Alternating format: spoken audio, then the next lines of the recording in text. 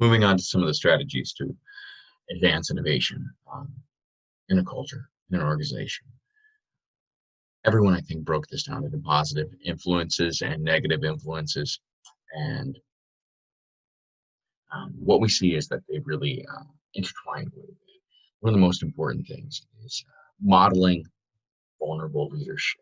We need to show our teams what we expect from them. If we lead from fear, how can we expect anything but following the shame, being afraid to share new ideas? So it's important to step out of our comfort zones, to express ideas that might not be fully formed yet, to take risks, to acknowledge limitations and shortcomings, to ask for help. Teams need to see you ask for help. They need to see you apologize. This is how we build consensus. Um, and we've seen a lot in the world today that declarative autocratic leadership is met with resistance. Honest dialogue, sharing the vision, aligning the goals, engaging apathy and discord, hearing it out, and addressing the concerns. This is how we get everybody on board. One of the most important things we can do is involving the laggards. You know, laggards get a bad rep, maybe for some good reason, but also for some bad ones. They can be loyal, engaged, invested team members who are just reluctant to abandon tested methods. You know, they don't want to give up something that they know works for something that they don't know if it works. And these are valuable people. We need their input. They're going to strengthen the final product, and we're going to preempt their resistance if we involve them.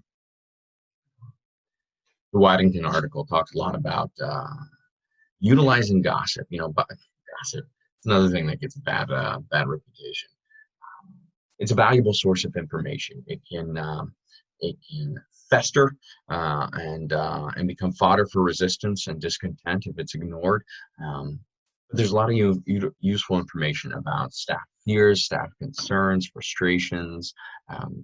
Gossip is inevitable, and what we do with it, whether we turn it into a force for innovation and a force for progress, or a force leave it as a force for resistance, it's really up to us. So we need to seek it out and engage with it. We need to acquire the discipline of innovation. Prioritize innovation. Let go of what delays it. Find those challenging competing commitments. Do we need to abandon them? Are they in the way? Are they pulling time and effort and attention from our goals? We need to uncover and manage those commitments. We need to stay flexible, be open to changes, ready to pivot like we're all doing now. We need to welcome partial success as progress. We need to understand failure.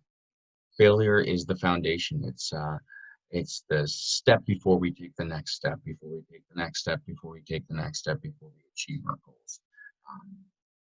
It's not the opposite of progress. It is progress. We need to study our failures. Just like gossip, we need to get that information and glean information from it. Otherwise, it is wasted.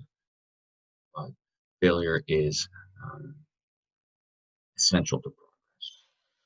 And lastly, it's important to have an appreciative leadership. Gratitude is going to smooth so many roads and solve so many problems. A relational approach to leadership increases team creativity, confidence, enthusiasm, and it's important that we inquire, we ask thoughtful questions, that we shine lights on achievements, on staff strengths, that we include all staff members, make sure they participate, make sure that they voice their ideas and are invested. We need to inspire them, keep our goals in mind and aligned in sight for the whole team. And it's important that we lead with integrity, that we be consistent, and that when we say we're going to do something, we do it. And if we can't do it, we explain why and we apologize. We explain what we're going to do to make sure it doesn't happen again. Thank you all for your time.